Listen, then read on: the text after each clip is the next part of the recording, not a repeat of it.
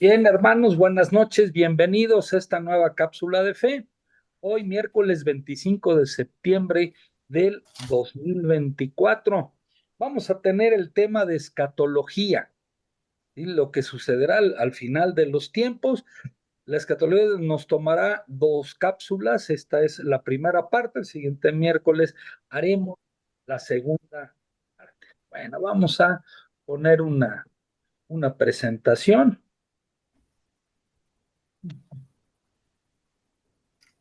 A ver. Ahí está, ¿se ve la presentación? Sí, Sí, sí, Per- correcto. Sí se ve muy se bien. ve bien, sí se ve bien. Perfecto, muy bien, bueno, pues esta es escatología, primera parte. Vamos a tener, ya nos acomodamos, muy bien. Primer punto, vamos a definir qué es la escatología. La escatología es un estudio teológico que trata sobre las realidades últimas, es decir, posteriores a la vida terrena del hombre y posteriores al final de la historia de la humanidad. ¿Sí? Esto es, ¿qué va a suceder? ¿Cómo van a ser las cosas? ¿Y qué va a pasar? ¿Qué va a suceder? Esta escatología, rama de la teología, consta de las siguientes partes. Una de ellas es la parucía, esto es, la segunda venida de nuestro Señor Jesucristo, su retorno glorioso, ¿sí? Para con nosotros, el juicio final, que será en la parucía, a eso viene nuestro Señor Jesucristo, a ver ese juicio final. También habla de la resurrección y la resurrección de los muertos. ¿Cómo será todo ese proceso? La escatología tiene un apartado donde se hace una teología de la muerte. ¿Qué es la muerte en realidad?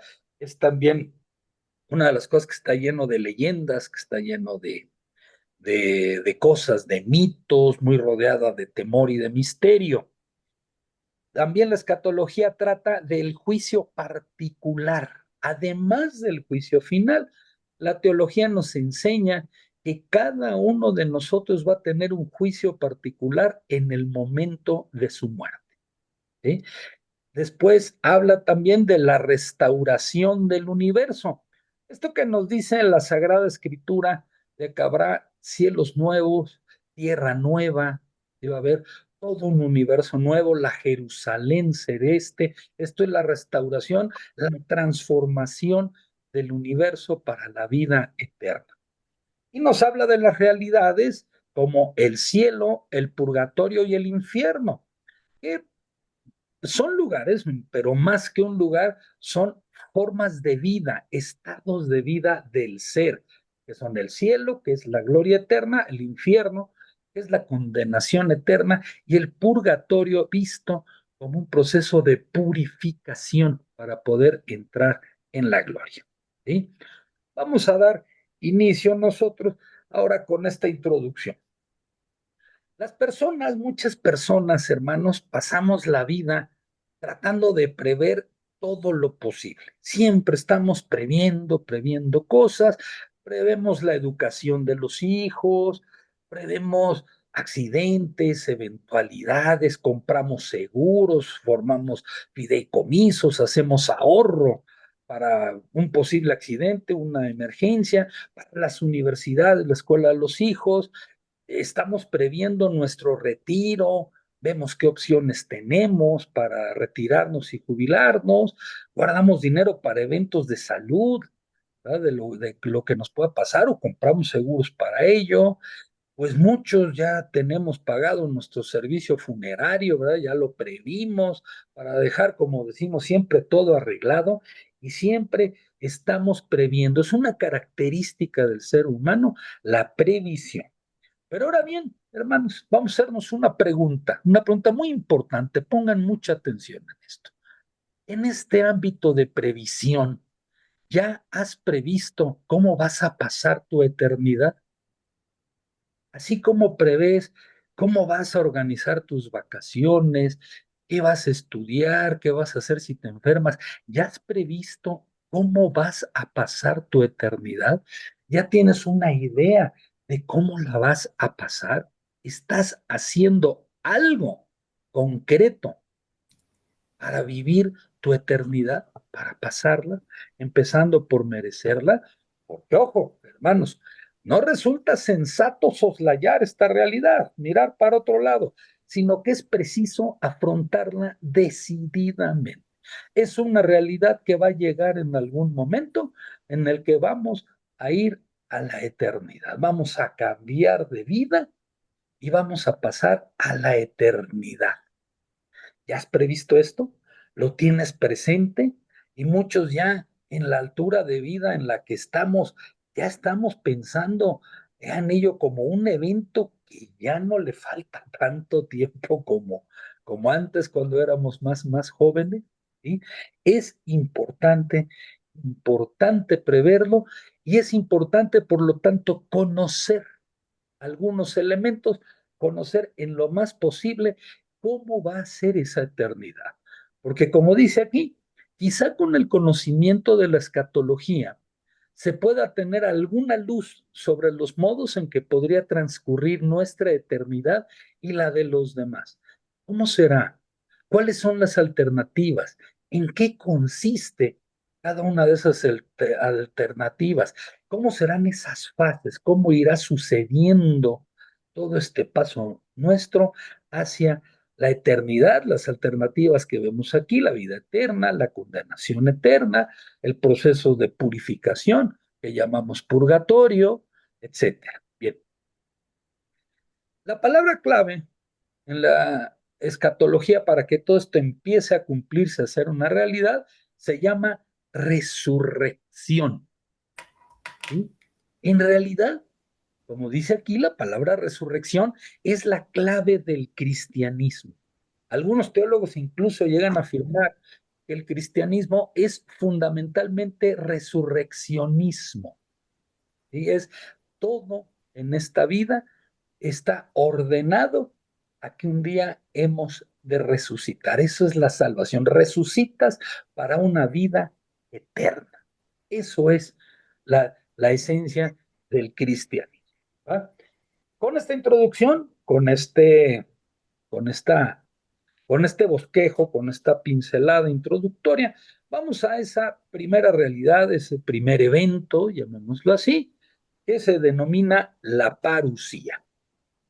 La parusía es un vocablo griego que significa presencia o venida, ¿sí? Y suele emplearse en la teología para aludir al retorno glorioso de Jesucristo al final de los tiempos. Ese regreso que estamos esperando, que incluso oramos por él en la misa, donde decimos, anunciamos tu muerte, proclamamos tu resurrección. Ven, Señor Jesús. Estamos esperando tu venida, lo estamos llamando, que venga en ese retorno glorioso. Eso es la parusía. Esta parusía, este regreso, está prometido por nuestro Señor Jesucristo, cuando hablando él con sus discípulos de que la casa de su padre tiene muchas moradas, les dice, cuando me fuere y os haya preparado un lugar, volveré otra vez. Les anuncia que va a regresar después. Todavía no es muy claro, no es muy detallado en eso, pero ya anuncia tu regreso en algún momento en el final de los tiempos. También esto es muy claramente establecido en la ascensión del Señor, cuando los ángeles anuncian formalmente la segunda venida de nuestro Señor Jesucristo. Dice la Sagrada Escritura, mientras ellos estaban mirando fijamente al cielo, viendo cómo se iba, se les presentaron de pronto dos hombres vestidos de blanco que les dijeron, Galileos, ¿por qué permanecéis mirando al cielo? Este Jesús, que de entre vosotros ha sido llevado al cielo, volverá tal como lo habéis visto marchar. Así, va a volver así tal como lo vimos en una nube rodeada ya de su gloria. Ahora bien, ¿cuándo va a ocurrir esta parucía que también pues, simboliza el fin de los tiempos, el fin de la historia. Bueno, no simboliza, representa. Es el fin de los tiempos, el fin de la historia, como se le ha llamado un poco el fin del mundo, ¿verdad? Pero no se sabe el día y la hora de este fin del mundo, ¿sí? Lo que sabemos cosas de esto, pero no el día y la hora. Sabemos que no consistirá este fin del mundo en una aniquilación. Hay que quitarnos esa idea, sino el fin del mundo es una transformación.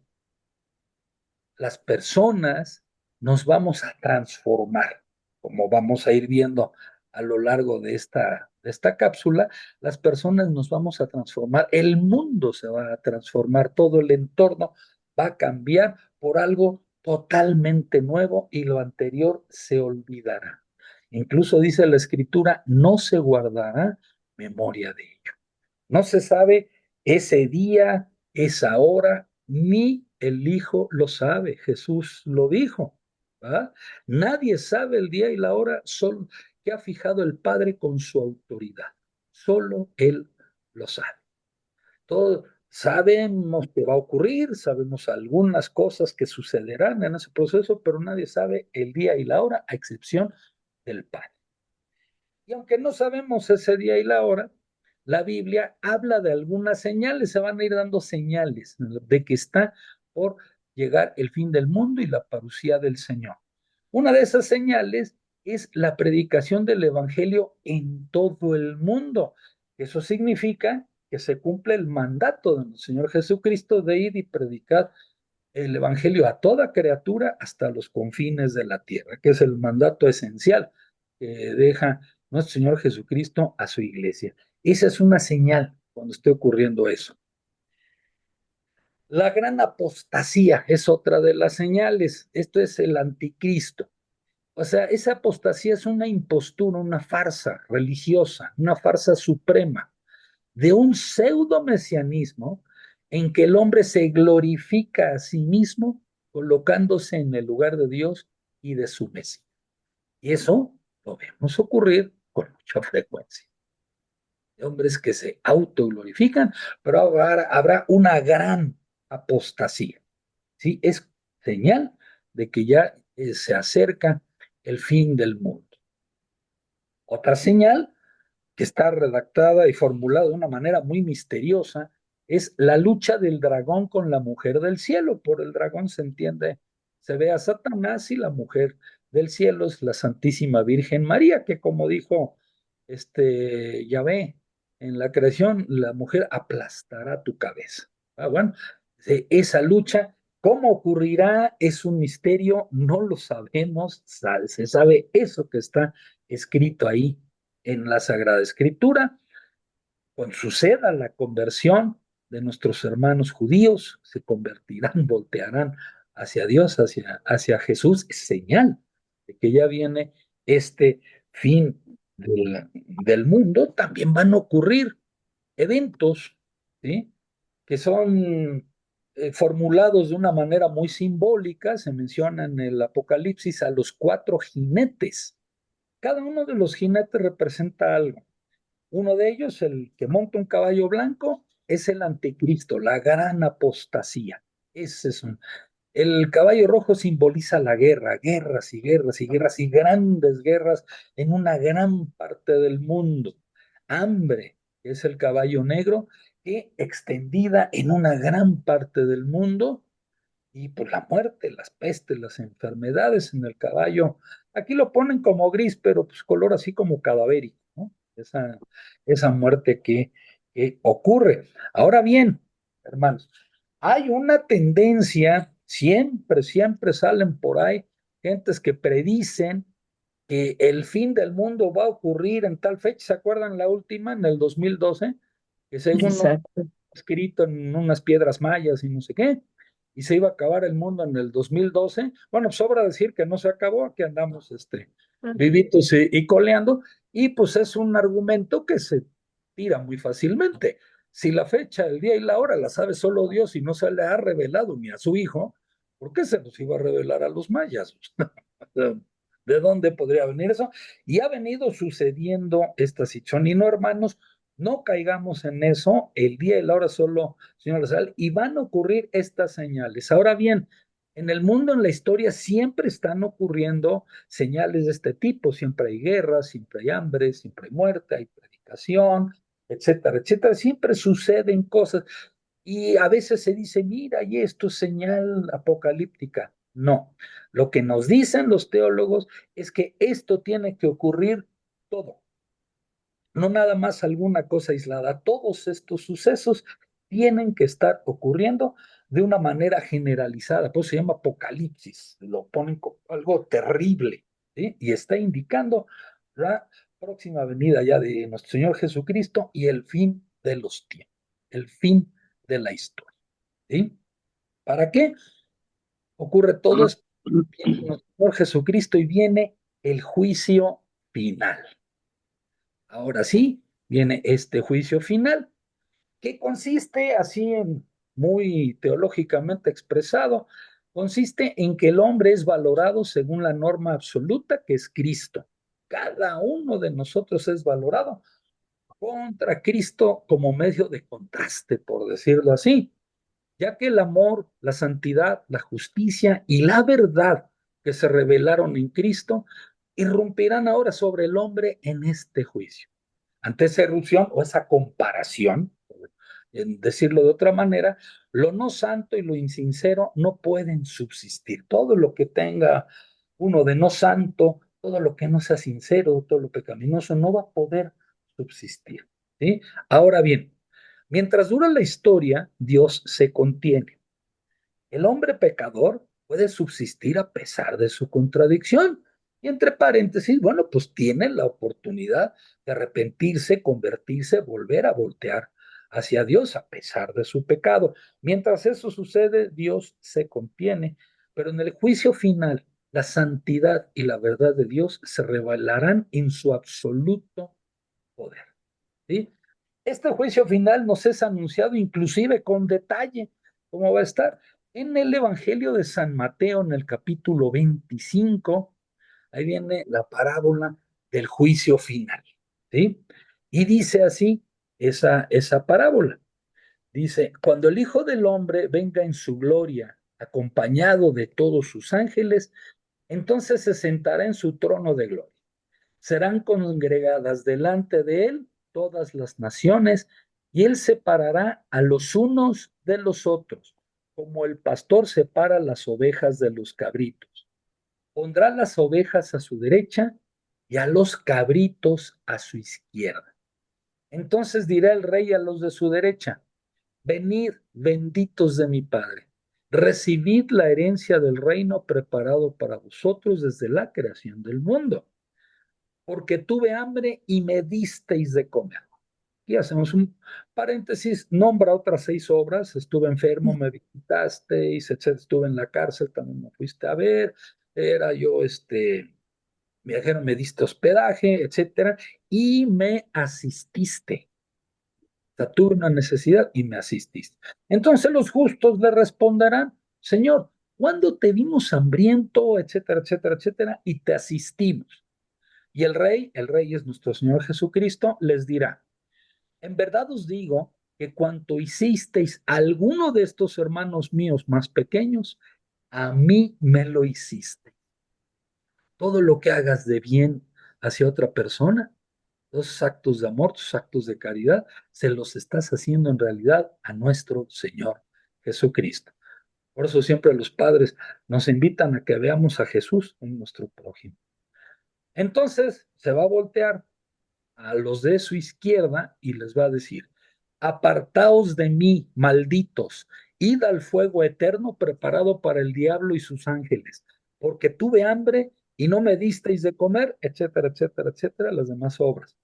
Entonces dirán también estos: Señor, ¿cuándo te vimos hambriento, etcétera, etcétera, y no te asistimos? Y entonces él les responderá: en verdad os digo que cuanto dejasteis de hacer con uno de estos más pequeños, también conmigo dejasteis de hacer. E irán estos a un castigo eterno y los justos a una vida eterna. ¿Sí? Aquí está descrito con toda claridad con claridad meridional cómo va a ser ese juicio y llamémosle el criterio, cómo vas a ser medido, cómo vas a ser juzgado por la vida, ¿sí? A este respecto del juicio podemos llegar a dos conclusiones. La primera, en el juicio universal, Cristo revelará la disposición secreta de los corazones y retribuirá a cada uno según sus obras y según la aceptación o rechazo de la gracia. Se nos simplifica el mundo. No dice aquí, retribuirá a cada uno porque no faltó nunca a la misa del domingo, no tiene nada que ver que sabías cuándo te arrodillabas o rezabas todos los días, o cuántas ganas le echaste para vencer las tentaciones, etcétera. No, aquí te está diciendo con claridad la Sagrada Escritura que vamos a ser juzgados por las obras que hayamos hecho o en su defecto por las que dejamos de hacer. Ahí está el camino, hermanos. Así podemos resumirlo de esa manera. Todas las obras de amor que hagas, ¿sí?, van a ser retribuidas con la vida eterna. Todo lo demás es preparación, prepararte a ti para que tengas la disposición de hacer esas obras. Y también la aceptación o rechazo de la gracia. Cuando se acuerdan cuando éramos jóvenes que decíamos que nosotros no necesitábamos a nadie, yo me basto a mí mismo, ¿verdad? Es un rechazo a la gracia.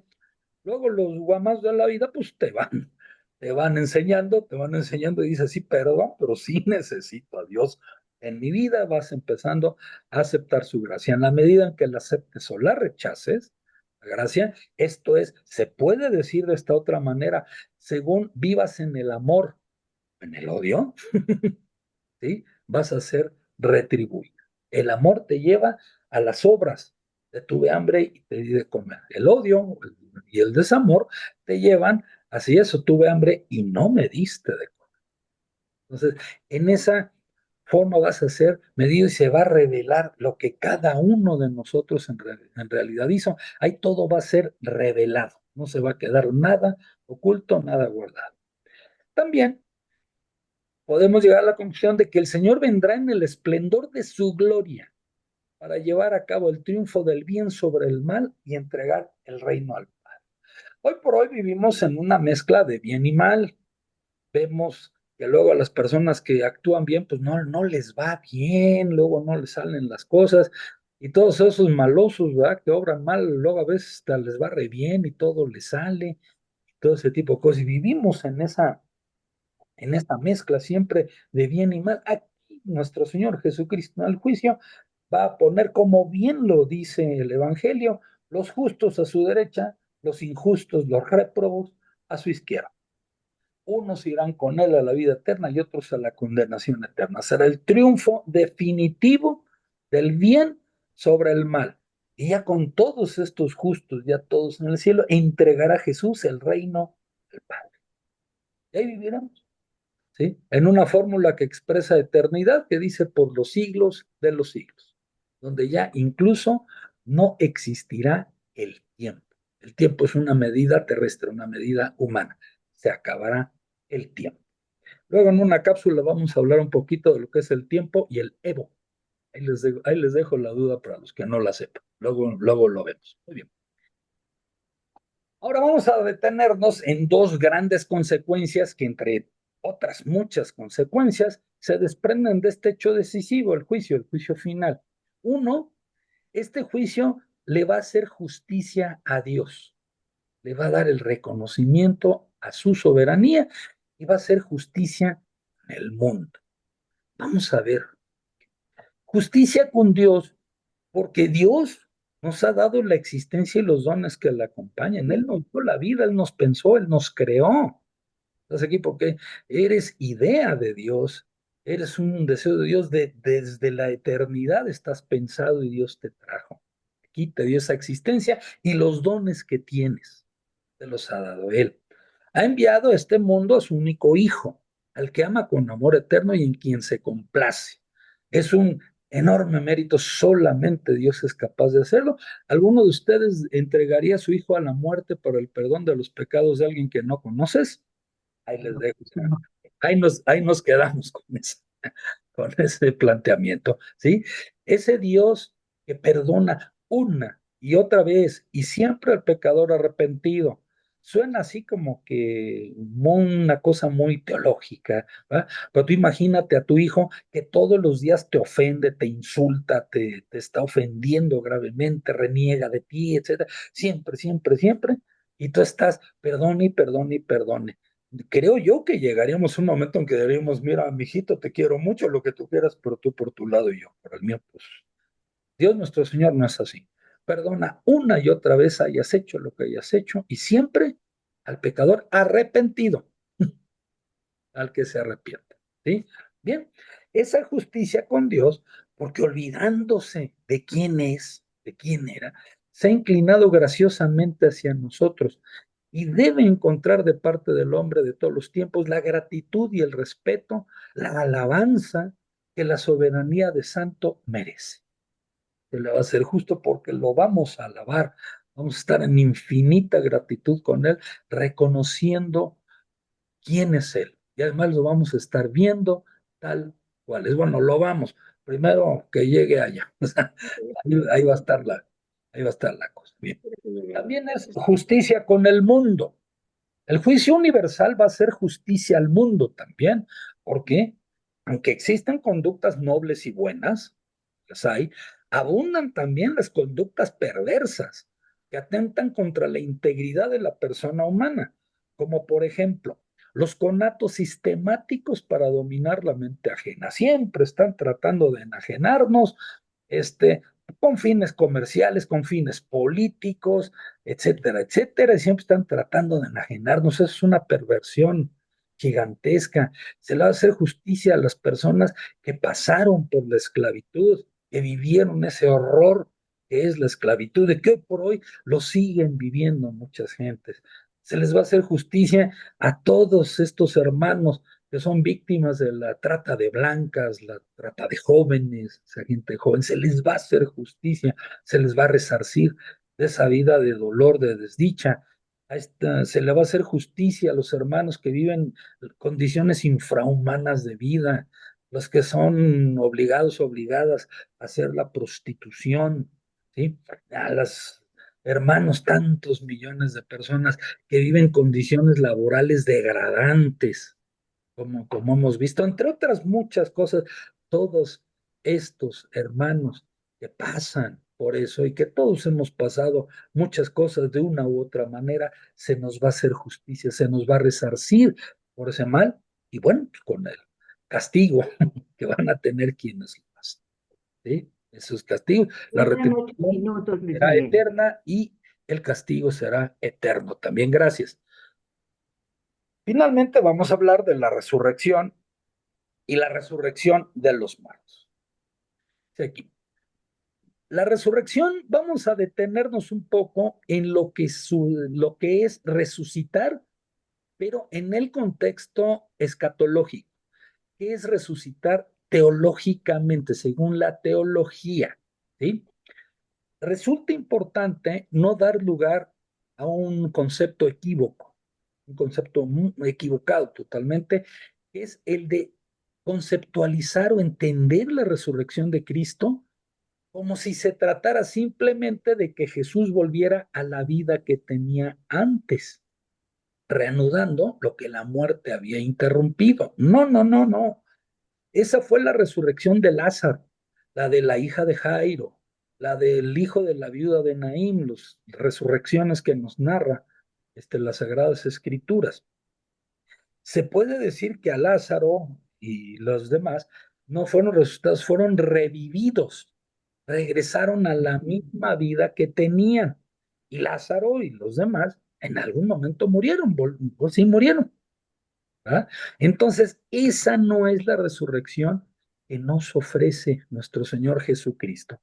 La resurrección de Cristo, la que nos ofrece, es una resurrección a la vida eterna, una vida nueva que no terminará jamás. En su modo glorioso, nos descubre un nuevo modo de vida, ya no limitado por la muerte, como nos dice el Apocalipsis, una vida donde no habrá dolor, no habrá muerte, no habrá sufrimiento, no habrá miedo, no habrá angustia, una vida nueva de felicidad plena, en un estado pleno. Después de Él y por Él, la Jerusalén celeste es nuestra, que es donde estaremos viviendo con Dios, la morada de Dios, la vida eterna para nuestras almas y para nuestros cuerpos, porque vamos a resucitar en cuerpo y alma. Entonces, en consecuencia, la resurrección de los muertos nos dice que la revelación nos enseña que cuando Cristo vuelva glorioso a la tierra, todos los hombres, todos, justos y pecadores, van a resucitar con sus propios cuerpos. Este cuerpecito que tienes ahora resucitará, ¿sí? Darán cuenta de sus acciones en el juicio y vivirán para siempre. Todos nos va a pasar eso. Vamos a resucitar con nuestros propios cuerpos, vamos a dar cuenta de lo que hicimos en la vida y viviremos para siempre. Además, aquí viene un concepto importante. Esto del cuerpo resucitado, hay mucha confusión, mucha controversia, que si es tu mismo cuerpo, es un cuerpo nuevo, etcétera. La teología es clara. Decimos que un cuerpo es de tal hombre, este cuerpecito que ven aquí es de Luis Miguel, de nadie más. Es mío exclusivamente y el tuyo es tuyo, nada más tuyo. Dios lo creó para ti. Es tu cuerpo, porque está formado por tu alma y esta nunca dejará de ser ella misma. El alma es tu vida. Por eso no puede unirse con otra materia distinta que la que aquel cuerpo para la que fue creada por Dios y hacia el que tiene una ordenación esencial. Esto es, tu alma tiene la tendencia a unirse con tu cuerpo, no con otro. Si no fuera así, no podría hablarse de resurrección, sino más bien de la asunción de un nuevo cuerpo. Y eso no lo menciona la Escritura. La Escritura habla de la resurrección en cuerpo y alma. La resurrección de los muertos como verdad sobrenatural, ¿sí? Por otro lado, es una verdad sobrenatural de fe, es un dogma de fe, pues no puede ser racionalmente demostrada, no puede demostrarse como las matemáticas, como la astrofísica, como la química, no se puede demostrar racionalmente. Es un milagro tal que solo Dios lo puede llevar a cabo. No obstante, nuestra razón, iluminada por la fe, hermanos, puede aducir algunos argumentos a favor de la resurrección de los muertos. Uno de ellos es un argumento metafísico que dice un poco lo que decíamos hace un instante. El alma está destinada a vivir unida a su propio cuerpo. Además, el alma separada, eso es la muerte, la separación del cuerpo y alma, tiene la tendencia natural de volver a unirse a su cuerpo. Con la resurrección se satisface esta tendencia y así Dios restablece la integridad de la naturaleza humana tal como la creó y la estableció. Se restablece esa integración. El hombre, el ser humano, es cuerpo y alma, no como afirman algunos filósofos griegos que el cuerpo pues, es un estorbo y el alma es lo que pervive. No, no es así. ¿Sí? Hay un argumento moral. Según lo dispuesto por la divina providencia, se debe dar castigo a los que pecan y premio a los que obran el bien. Pues bien, los hombres en su vida mortal pecan o hacen el bien en su cuerpo y alma.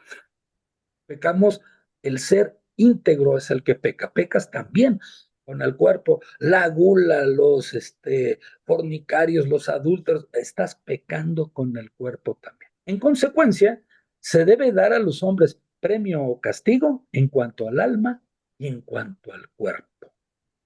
¿Sí? Premio o castigo en esas dos. Hay un tercer argumento, un argumento teológico. Hay muchos argumentos, pero son los principales. Este es de naturaleza teológica. La revelación nos enseña que la muerte corporal fue introducida en el mundo por el pecado de Adán. ¿Sí? La muerte corporal. El ser humano fue creado y Dios le dio el don de la inmortalidad, pero a partir del pecado entró la muerte al mundo y también la muerte corporal. Pero Cristo vino al mundo para destruir el pecado y vencer a la muerte. Luego, para que el triunfo de Cristo sea completo, es preciso que la muerte sea vencida en todos los redimidos por Él mediante la resurrección corporal. Va a rescatar tu alma, va a salvar tu alma y tu cuerpo lo va a rescatar, lo va a arrancar de la muerte. Ahora bien, ¿cómo van a ser estos cuerpos resucitados? Porque es un tema muy amplio, pero vamos a resumirlo. ¿Cómo son los cuerpos resucitados? Ya sea de justos o de réprobos. Primer punto, tienen identidad. Esto significa que tendremos el mismo cuerpo que tenemos ahora, pero transformado. Ya lo veremos un poquito más adelante en otra parte. Transformado de manera gloriosa, pero es este mismo cuerpo. Así como Cristo resucitó con su propio cuerpo, porque nos enseñó los agujeros de los clavos, la herida del costado, o sea, Él resucitó en su propio cuerpo, todos resucitaremos con nuestro propio cuerpo, igual que Jesús.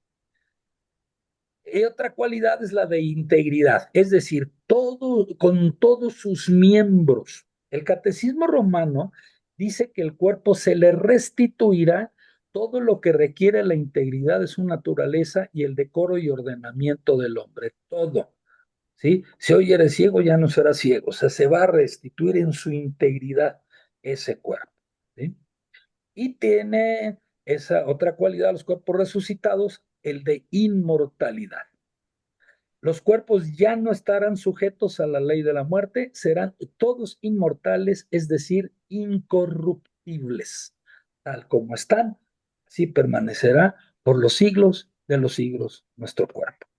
Bien, las cualidades de los cuerpos resucitados. Ahora, si hay diferencia entre los cuerpos resucitados gloriosos, que van a la vida eterna con Dios, y los de los réprobos. Las cualidades de los cuerpos gloriosos son la impasibilidad, es decir, sin molestias ni dolor alguno. No sentirás dolor, no sentirás molestias de nada, te sentirás como de 18 años, todo bien perfecto. Van a tener agilidad o movimiento instantáneo, seremos cuerpos muy ágiles y tendrán mucha claridad, esto es, resplandecerán por la gloria del alma. En resumen, son las cualidades de los cuerpos gloriosos. Las cualidades de los cuerpos réprobos, ¿sí?, son la pasibilidad, sufrirán dolor, ¿sí?, sufrirán todo lo que se sufre en esta vida y lo sufrirán lamentablemente por los siglos de los siglos.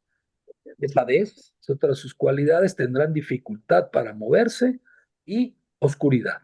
No habrá luz en ellos. Bien, hermanos, pues hasta aquí esta primera parte de nuestra acerca de la escatología. ¿Sí? Pues muchísimas gracias por estar con nosotros, por su asistencia, queridos hermanos. Espero que les haya quedado claro. Hubo que resumirla mucho, es un tema amplísimo, puede tener niveles, se pueden hacer maestrías y doctorados con este tema, con esto les digo todos, se trata de resumir. Voy a subir la presentación de que pasamos el día de hoy, la voy a subir al chat para el que desee consultarla, y a quien lo quiera, pídamelo, le paso todo el material escrito de donde tomé esto, ahí sí ya viene desparramado y amplificado. El que lo quiera leer, me dice: oye, Luis Miguel, me lo mandas y se los mando. O si quieren, los subo al chat para el que lo quiera, el que se quiera meter a todo eso. Es un material amplio, pero vale mucho la pena. Pues bien, hermanos, hermanas, muchísimas gracias. Que Dios nos Hiciste un bendiga a todos. magnífico resumen, Luis. ¿Mande usted? Luis, hiciste un magnífico resumen. Qué bueno. Muy claro, muy ordenado. Sí, porque sí, eso de resumir temas a mí me gustó mucho. Complejos. Está muy interesante, qué bárbaro. Bueno, pues qué bueno que así sea, porque como dice al principio, para que sepamos a lo que le vamos tirando, ¿verdad? Sí. Cuando nos vayamos para allá, ¿verdad? Bueno, pues un abrazo a todos, muchísimas gracias. Que Muchas Dios gracias. a todos y nos Gracias vemos el a ti. próximo miércoles. Muchas gracias, Luis Miguel. Buenas noches. Muchas gracias. Buenas noches. Buenas noches a todos. Buenas Gracias. noches a todos. Buenas noches. Adiós, Emma.